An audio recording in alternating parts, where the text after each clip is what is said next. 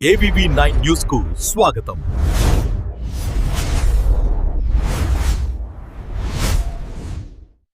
చివరికి మన భారత ప్రధానమంత్రి మోడీని అవమానపరిచేస్తారు.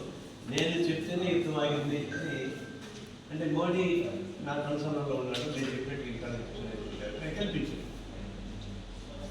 పాకిస్తాన్ నేను నిర్ణయించానన్నాడు. ట్యారిఫ్ మీద ఆమోదం చెప్తే నేను ట్యారిఫ్ 100% రష్యా నుంచి ఆయన కొనుగోలు చేయకూడదు, ఇరాన్ నుంచి ఆయన కొనుగోలు చేయకూడదు చేశారు. వెనిజులా అంతకుముందు మనం సప్లై చేసింది. అప్పుడు వెనిజులా నుంచి కొనుగోలు ఇప్పుడు వెనిజులా వాడుకుంటే అన్ని చెప్పాలి. ఇప్పుడు కొనుక్కోలేదు. అట్లా ఎంత కొనుక్కోమన్నాడు?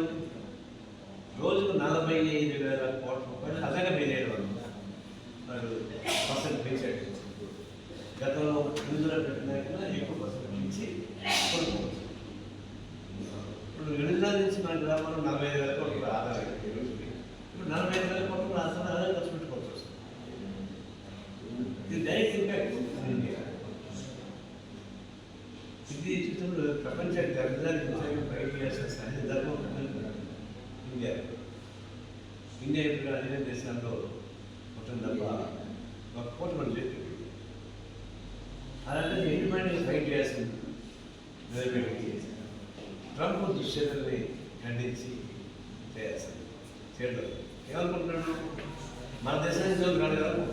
ఎందుకు మొన్న